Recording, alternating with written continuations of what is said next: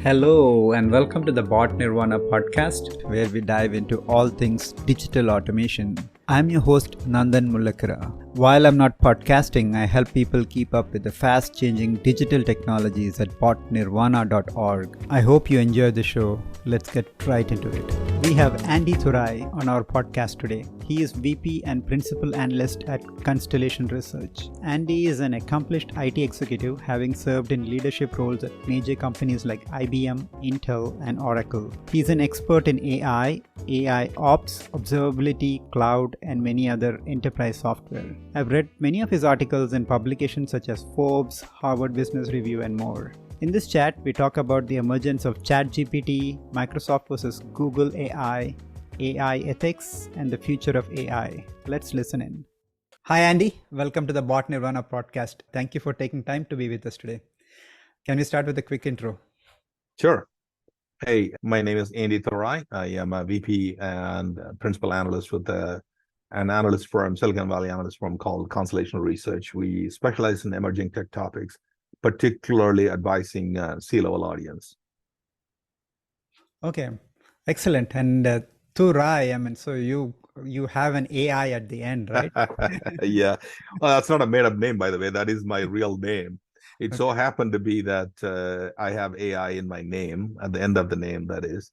And somebody pointed out, I didn't even realize that about a year or two, somebody pointed out, and I thought it was too cheesy, so I never used it. But, a few months ago, people have been kept asking, hey, you gotta use that. So I'm kind of using that. I know it's a little cheesy, but hey, brings the point home. Yeah, but .ai is the craze of the time. That's right. Right now, and a lot of hype around AI. And I know you are an analyst covering AI, been doing that for quite some time now. So you've seen this recent hype in AI, especially with ChatGPT and this whole generative AI coming in.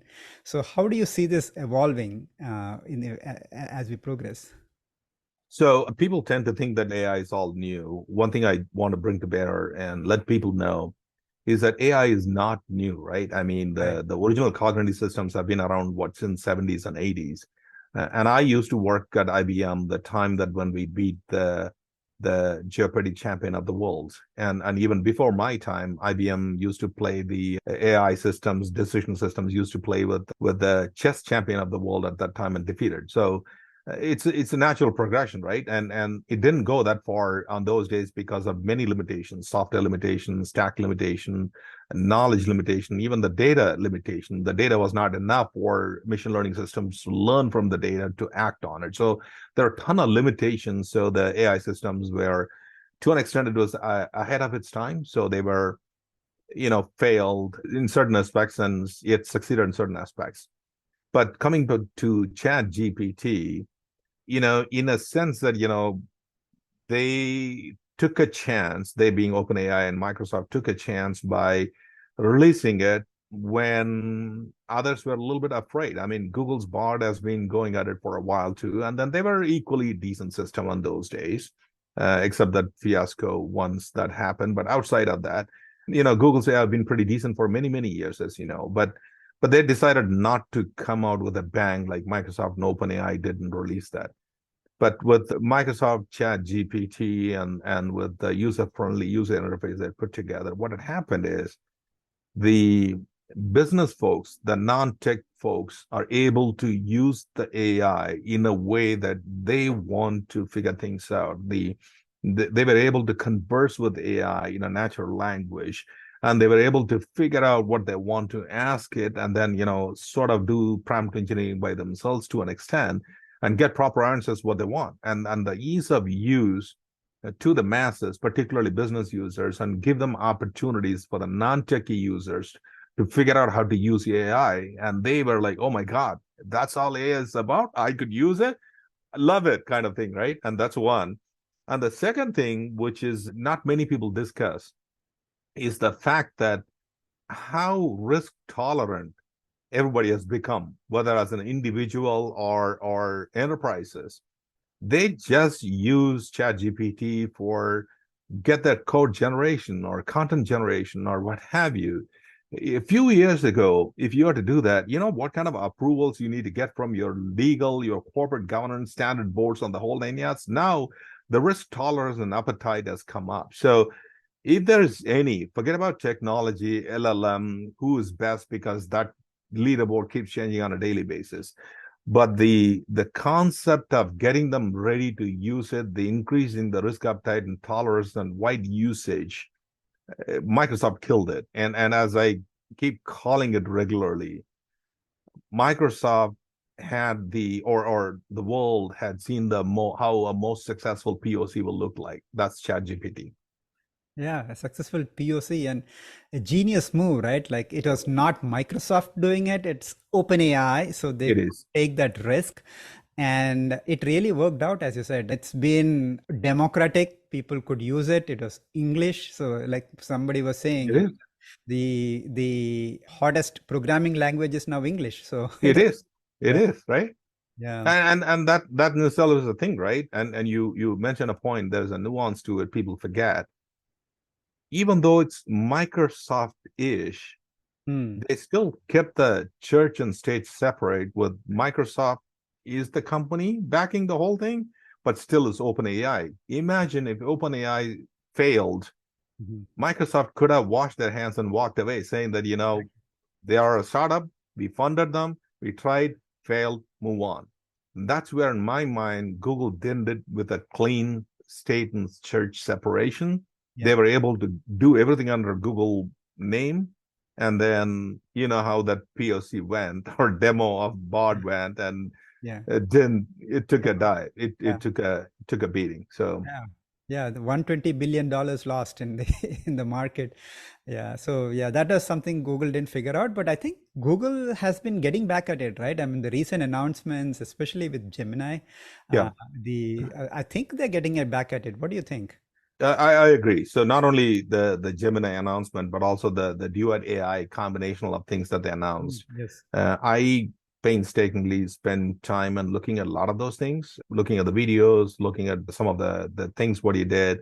And there are also quite a few initiatives they have on the validating and verifying the authentic content, because that's one of the issues going forward. Now, then I think honestly, one of the major issues that I know you wanted to discuss some of the downfalls of AI. My major concern is the fake content that's created, synthetic content created by AI is so real nowadays that people could use that to game, whether it's a political or financial system, and thereby the government could be toppled. Governments could be toppled with that, right? True. And Google is doing some initiatives on that front too, on putting whether digital watermarking, identifying some sort of a synthetic content that you'd be able to identify it back. I mean, the efforts are not still 100% because it's easy to manipulate digital synthetic watermarking and so on and so forth, but at least a step in the right direction when others are not thinking it. But to answer your original question, I think Google not only has caught up with Microsoft with their latest wave of announcements, in a sense, they might be even a little ahead, in my view. Oh, okay. Okay. Yeah, no. Google is the people who came up with transformers. They are leagues ahead in this whole game. And as you said, they have the right perspective in terms of having adequate controls. So it could be that they could be the solution. We never know. And also OpenAI themselves are bleeding. There are some reports that they are spending a lot of Losing, yeah. money, yeah, Yeah. to keep the whole thing going. I think it's great that they introduced AI to the world. It's made AI exciting for every one of us. Now there are many players to choose from, which is You exciting. got it. You nailed it. That's actually the truth, right? The successful POC led to widespread usage Mm. of using the UI, ChatGPT UI, to get answers. Yes, people are signing up for try it out, maybe $10, $20 a month or whatever. Yes, you got some adoption. Yes, your revenues went up slightly, but that's not where you make your killer money, right? I mean, that's not where Nvidia is making its killer money. They're selling by components to you, whether it's chip or networking or the boards. That's where they're making their money.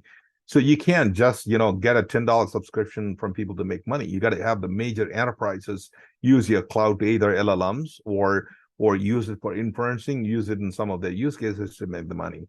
And in my conversations with a lot of enterprises, they are very, very, very hesitant to use generative AI to begin with.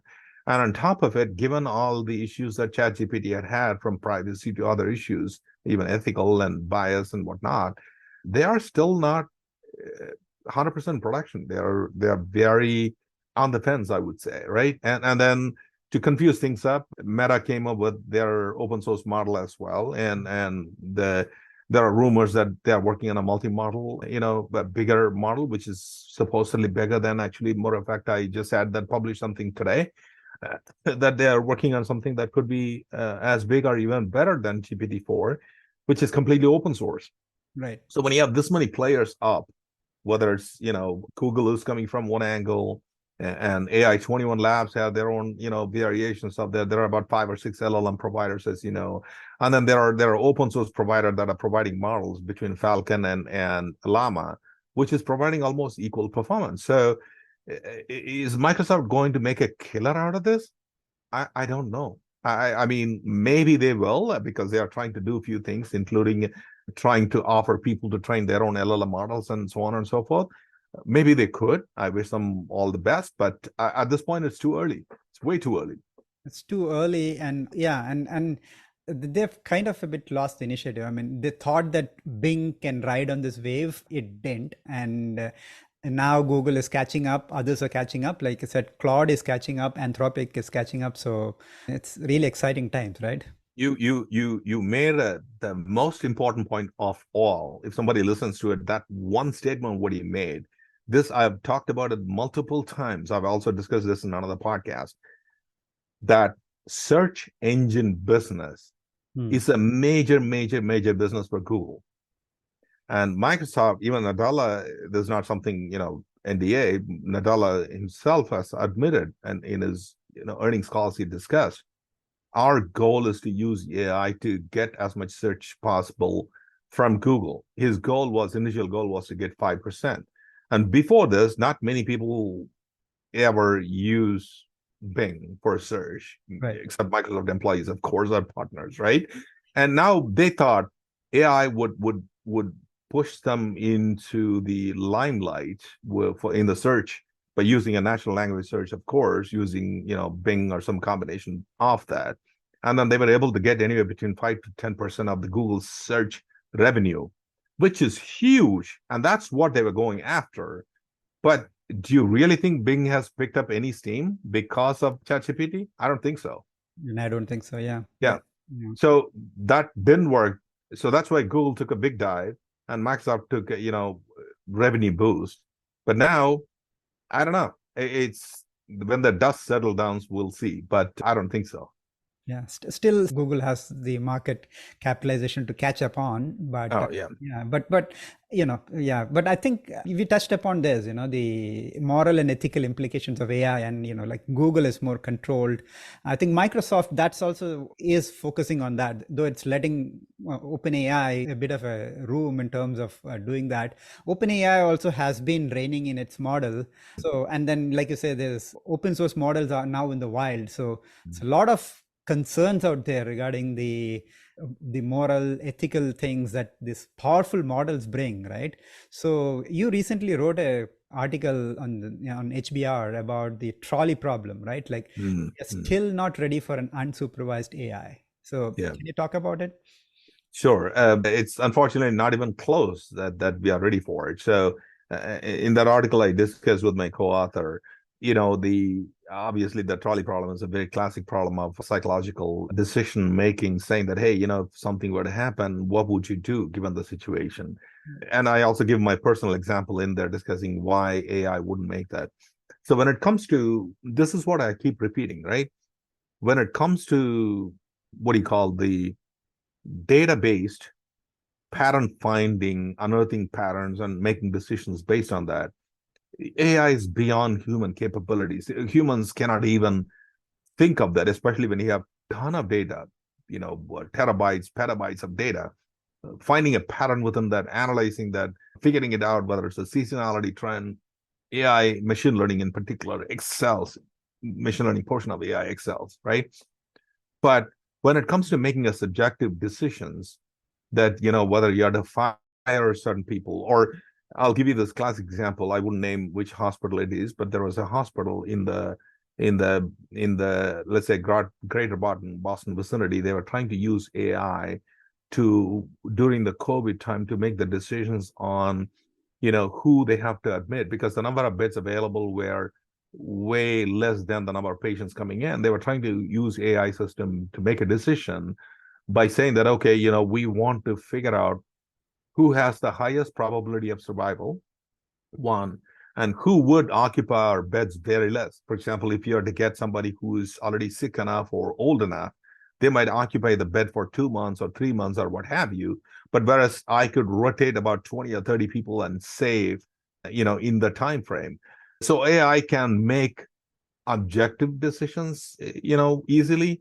But when it comes to subjective decision on deciding those things, AI's decisions, while it may be even right, it may not gain popularity or it may not gain acceptance, particularly when it goes to legal system or even through the human approval process, right?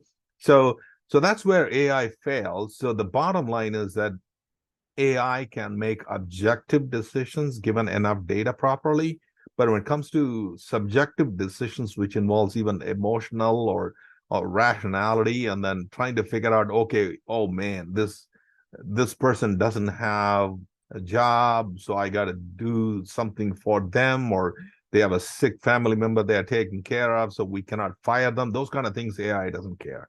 So in that sense, it could be difficult. I don't think AI will ever get there. And then there is also a problem of data bias there based on the data that it reads too, which is another whole big topic, right? Yeah. Yeah, true. And yeah, and I keep saying that this is an asymptotic problem, because when automating, we have this problem in the document processing field where you can't get the document read completely with AI. I mean, it goes from 60% to probably 95%, some documents 100%, but never all documents 100%. So, and it's the same thing with autonomous cars. I was talking to autonomous cars expert, like the last mile problem and this trolley problem. So all these things makes it, I think, an asymptotic problem where you will probably tend towards getting to 100%, but you will never be at 100%. And so there will be things where humans have to be in control. And I think that's a good thing. I mean, we have to have humans in control and then let AI do where it's doing the best, right? Right. So a couple of points, thoughts on that, what you mentioned, right? I posted, I think, last week on LinkedIn. It was actually a pretty funny posting. There was somebody who was driving a Tesla, and then Tesla got behind one of the horse-drawn carriage. Yeah. And then Tesla couldn't figure it out because it doesn't seem, this is the problem with AI. Yeah. If it encounters what we call it as the unknown unknowns that it hasn't seen before, and it has to make a decision based on that, the AI systems get thoroughly confused. And that's exactly what Tesla did. It was trying to figure out if the carriage is a big truck or a human walking or biking or a car. It was going through the things, and it was making decisions based on that. So it was dropping down the speed of the car based on that, because it has to adjust for the speed in which car travel. If it's a truck, you can go faster. If it's a human, you don't want to go closer. So it was, you could see that literally dropping it down and up to about 5 miles to 10 miles to 20. It was all over the place, right? And if it involves life-making decision, for example, would you want AI to pull you a plug if you're in the hospital? If it makes a decision saying that, you know what, you and I don't have a survival chance, we gotta give the bed to someone else, pull the plug on them. Would you agree with that? No. That's the problem we have, right? Yep. But that's the problem with AI, with subjective decisions. Yeah, as I said, we'll probably, hopefully, not get there fully. I mean, just for humanity. You have to always have human in the loop. Human in That's that got to be there, because the ultimate, not only about the decision making and approval process, but even the execution of it. If you have AI system make the decisions and AI and robots execute it, without that, the disaster is going to strike sooner than later, beyond human comprehension, Absolutely. Yeah. And I like to call it human in control.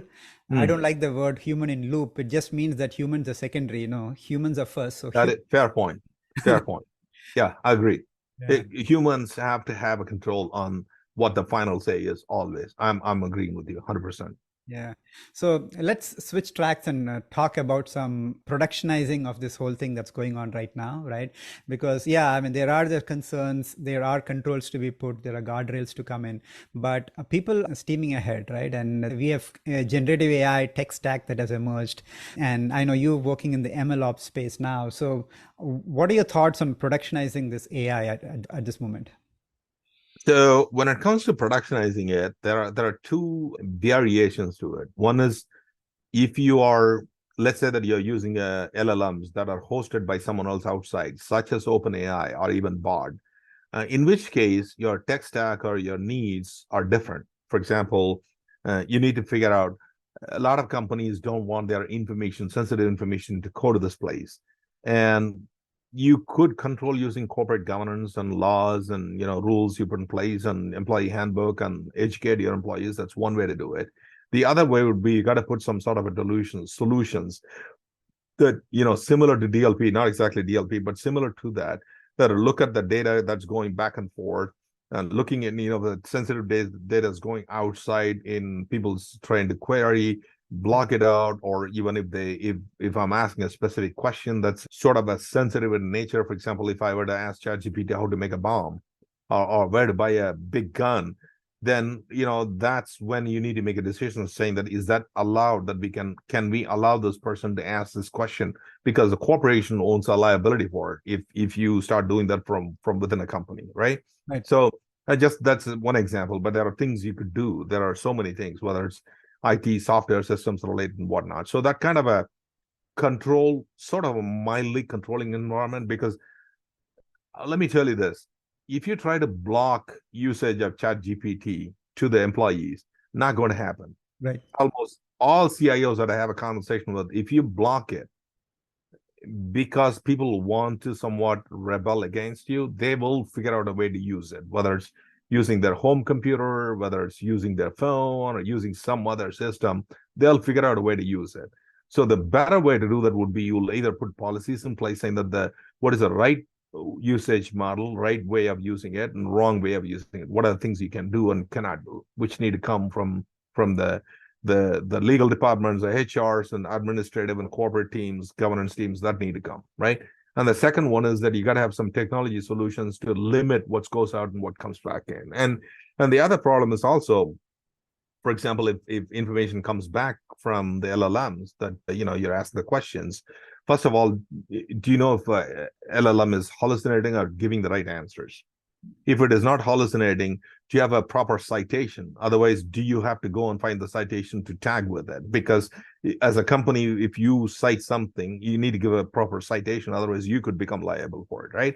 Or if one of your developers go and ask for a code generation from one of the GitHub's Copilot or something else, it could give probably a wrong code that you may not be able to put it. So either you have to have your humans validate that, or you could have some system to make sure that that's not vulnerable and whatnot. So that's on if you're using the pure LLM to send the data out to get the information back in.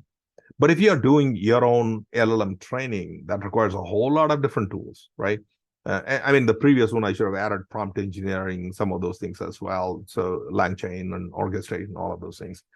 But in the productionizing of LLM or LLM ops, as they call it, similar to MLOps, it has a whole set of other requirements. Your data capabilities. So companies like Databricks or Snowflake or those kind of data lake, information gathering and getting it ready to train models. And then the model training frameworks and the hardware becomes important. Whether it's you got to have a distributed training, things like whether Ray or Dask, or there are so many new things that came up that the tech stack is growing like rapidly, like crazy. What is favorable yesterday is not favorable tomorrow. It's growing that fast. So I don't have a solid answer of what people should be using all of it. But again, depending on what your choice and need is, and look at it specifically, and then choose the best of breed tools. Okay, excellent. And so you've been talking to companies. What do you see as a trend in terms of are people planning to use local models, like you mentioned, or they're okay to use a cloud model or with APIs? So the cloud model with APIs, again, it depends on what you're trying to do. If you're using it for certain items to, have your generative AI answer, whether it's a content generation purposes or answering certain questions, certain areas are willing to and open to use API models. But if you're talking about using a full LLM with your own private data, so I see one or two trends emerge. One is either people take the, existing LLMs, whether it's like Falcon or Llama, and then train using your corporate data, even though those models are not as big as ChatGPT. So retraining is comparatively cheaper and easier to do. And then you could either get that from them and get trained with your own data, which is not cheap, by the way. It costs still a lot of money. Yeah. And then you can host it, and the hosting and inference costs could be expensive too. That's one way to go. The other way would be a lot of these companies, including AI21, even OpenAI came with a recent announcement as well, that you could have them retrain the model using your own data and then host it. And there, the training itself, sometimes depending on the agreement you have, may not be that expensive. They might even do it for you. But on the assumption that, at the back end of it, you'll use a certain amount you will consume to make it work for them. Look, at the end of the day, even though everybody's offering things for free now, it's still in a trial mode. That's why it's free. But keep in mind, there is no free lunch. Yeah. If you have to use it to make money for your business, you got to figure out a way on what is more efficient for you. Yeah, absolutely. Yeah, so let's also talk about observability and SecOps, because your audience probably want to understand. What do you think of that? I mean, a lot of people coming up with Gen AI tools in that area too, right? Yeah, so the most of the help I've seen in the observability and SecOps, DevSecOps area I've seen generally is the integration of the natural language processing querying into the systems, which was a little bit harder to do before. For example, if something were to happen, an expert has to manually go everywhere and search for the prior occurrences or search in case of observability. You got to search for data or an incident data and look at all the, whether it's the logs or what have you, and figure out what exactly went wrong and try to fix that incident, which takes time. Right. And that's why major incidents take forever to resolve. The problem could be very simple. Somebody changed some configuration or something, or maybe they changed one microservice, whatever, affects everything and pulls a plug. I mean, many companies, including Netflix, I'm not trying to pick on them, but they had major outages because of that. Very small change brings the whole house down, right? So in the past, the experts, the analysts have to spend a ton of time in figuring out what the actual problem is. And then once they find out the root cause, they can figure out how to solve it. But the combination of already existing a lot of AIOps tools in the market and observability data collection, able to collect the data from everywhere, and the ability to converse using natural language programming and ask questions, that takes the observability and AIOps and incident management to the next level from what I've seen with companies. Some are ahead of others in that game. I don't want to mention names and promote any vendors, but there are some vendors who are able to give you abilities that you'll go and say, hey, have we seen this kind of incident before? And then if it answers that, yes, we have, how did we fix it? And, so you have a knowledge-based repository. You're basically conversing with that using your natural language. So it can help you identify the root cause. It could help you identify the fixes. It could help you fix it. It could also communicate with both customers and outbound. For example, if an incident comes in, you could always talk to the system and say, hey, you know what? Send information to my important customers saying that, we know the problem and we are looking at it. We'll have an ETA in about 2 hours, it'll be ready, or some combination thereof. So it allows you to bring your game to the next level by conversing with the systems using natural language rather than writing query after query. Particularly if you are in the observability field, if you are to write queries to get the observability data, you know how hard it is. The proper efficient query itself takes hours to write, if not more. And then when more people get involved, it gets even more confusing to do the root cause analysis. But having the systems help you find that using a natural language querying, that's huge. Yeah. And it's I mean, there are companies doing really good stuff in that area, applied use case of generative AI. Excellent. And I think that's an awesome use case. And I think this can even apply to other areas too, right? Like Yep. in support tickets and things like that. A lot of progress or a lot of things happening right now in this kind of area where you can integrate a knowledge base or this logs and like chatbots. Copilots is coming up. That's pretty exciting. So as we progress, like during this year and probably a little bit ahead, I don't want to, I usually ask 3 years, but I stopped asking now. So as you progress, what do you see as most exciting thing coming up in AI? Oh man, that's a lot of stuff, man, because this is one thing that I come to realize when it comes to AI in particular. Change is common theme, and you should never be able to predict what the art of the possible, even 6 months down the road. I mean, look, LLM is not new. Generative AI is not new. The foundational models have been around for a lot of time. Even ChatGPT itself was released almost like the original version was released a few years ago, and the latest one that became popular was released when last November, December timeframe. Yeah. So that's been, even then, even that version has been around for a while. It gained traction all of a sudden around this, I don't know, somewhere, yeah, about April or early summer or late springtime. All of a sudden people are like, oh my God, we got to be using that. So it went wild after that. And then we had the shortest possible winter, as I say, for AI, but now it's all systems go. So prediction wise, what will, I mean, we will try to automate as many things as possible. That's for sure. I mean, the low risk, low risk and mundane tasks that doesn't need human intervention not only will be automated, it has to be automated. I mean, it's been the RPA and then bot others, as you well know, your field. It's been going on for a while now, whether it's document processing. I mean, if I were to send my insurance document, most companies don't have a human looking at it. It's all automated process, right? The intelligent document processing, the whole nine yards. That's all have been around for a while, but I see a lot more of such automations coming in. But unfortunately, with that also, then I see the opportunities of the job losses coming with it too. A lot of jobs, low level, unskilled or moderately skilled jobs would be lost. There is no denying that. Even IBM has stated many times that they're going to lay off a lot of software engineers too. They're going to use AI to do it. Will be interesting to see, but I don't have hopes at that high level. There are so many. I mean, obviously, if look at that, I believe it's Wendy's that's trying out a completely automated drive-through kind of system. So those kind of systems will replace low-level, low-skill, low-risk systems. I mean, I don't expect AI to replace neurosurgeons in the next year or two or anything like that, right?